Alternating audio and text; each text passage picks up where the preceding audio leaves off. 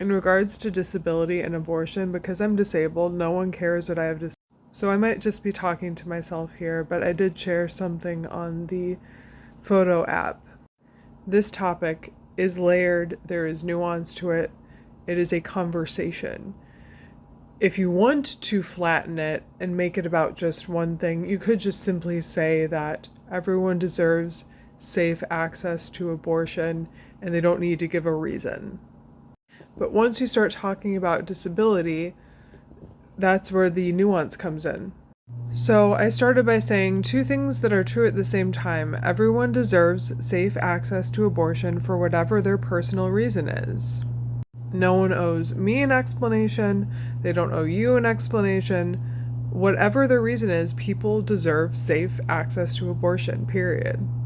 And also, we need to have an ongoing conversation about the fact that anyone can become disabled at any time, including children.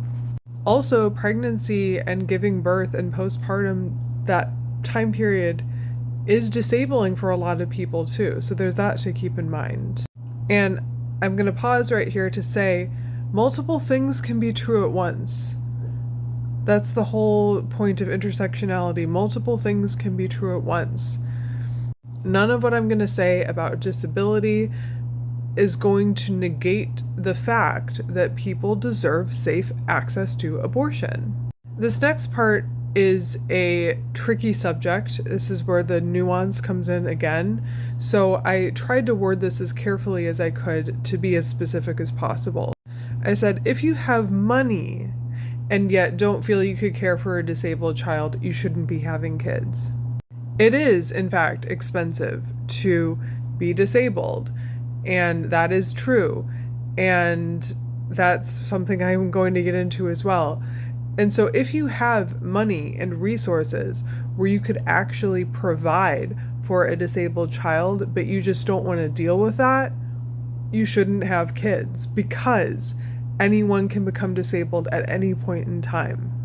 And if you already have the resources, but then the issue there is you feel like you can't provide love essentially for that child, or you don't want to deal with it, or you don't want to deal with them when they're still an adult.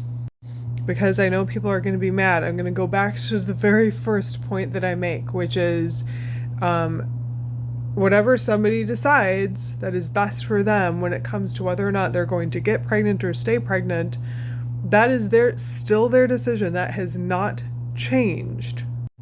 If somebody says, you know what, can't do that, not now, and gets an abortion, that is fine with me. And it doesn't matter if it's fine with me, though. Also, people who have limited financial resources deserve to have families and become pregnant if they want. There is, this conversation about, do poor people deserve X, Y, or Z? Let's get into that. We need more and better support for pregnant people, parents, and disabled people. A lot of people who are talking about this issue point out, as I said earlier, that it's really, really expensive to be disabled or to provide for a disabled person.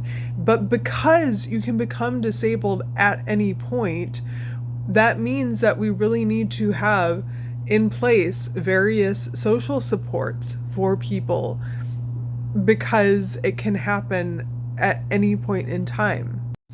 Also, just let's remember, disabled people are not inherently a burden. And to insist that we are is eugenicist. Because why are disabled people considered to be burdensome? One of the main reasons that people bring up is cost, financial cost, and how exhausting it is to be a caregiver.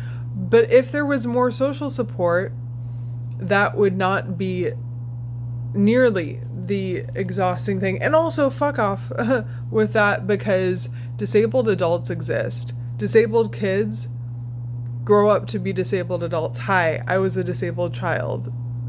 And I have to deal with the exhaustion of trying to get care and trying to have enough money to get the things that I need, and trying to beg for accommodations. My symptoms suck, okay? Let's be clear. I am not here to say that being disabled is always or can always be without struggle and perfect and so inspirational. No, it can really fucking suck.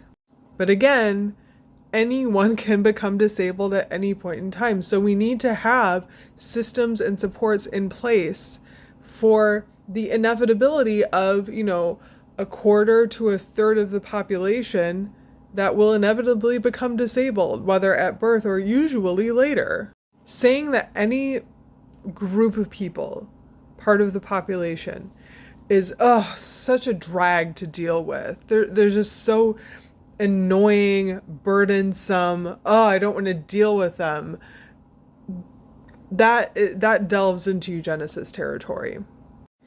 And I feel like I've already said this sort of thing, but just as a reminder, you cannot determine whether your children will be disabled. You can determine if a fetus has certain things, like you can test for certain things, or the parents can test themselves to see if they're carrying certain genes. You can do that. But you cannot guarantee that your child will be non-disabled when they're born or for the rest of their life. You cannot determine that. And the only way to prevent a potential child, a potential life from ever being disabled is just to not have them. And I do want to add finally, make it pretty clear that trying to avoid illness for yourself, for your children, for your community, that's a good thing. It's a good thing to try to stay as healthy as possible, to try and avoid becoming disabled. It's a good thing to try and prevent your children from becoming disabled. That is a good thing. I keep doing the thumbs up, but I'm trying to make it really clear for people, giving visual signals if I can, that is a good thing to try and prevent illness. That's why I'm such a huge advocate for respirators, for wearing respirators outside of the house, especially in public places, medical spaces, social spaces. That's why, because there are many different airborne viruses that can cause illness and disability and are causing that. And a lot of the people who are arguing on different sides of this issue that I'm talking about are not covering their faces when they could be. So whether you're advocating for disabled people and believe that disabled people deserve to live and exist and not be targeted for that was a sigh of exhaustion and pain. If you're coming from the side of wanting to defend disabled people, you better be wearing a respirator. If you're coming from the side of it of, well, I want to prevent illness and it's such a struggle to live with disability, and it's we wouldn't want that for future children. Okay, wear a respirator. And ultimately, two things ultimately, okay? I know this is a long video. Number one, returning to my very first point, anyone who wants, needs an abortion should have access to one. They don't need to explain or excuse it to anybody. That point has not changed. And also, these conversations are bringing up a lot of people are bringing up disability. They're bringing up disabled people and whether or not those are lives worth living, or can we actually support disabled people the way they need to in society. Yes, we can, but we need to have these conversations in order to do so.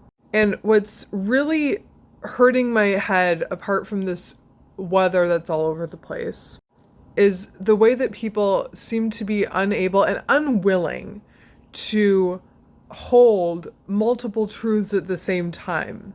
I'm nearly at the 10-minute mark, so I need to stop talking anyway. I don't really have a conclusion because I could continue talking about this forever because I have a genetic disorder that could be tested for. But the main reason why I wish I had been aborted is because of the way that people treat me and don't provide me accommodations and access to treatments and other things. So it's people that are the biggest problem.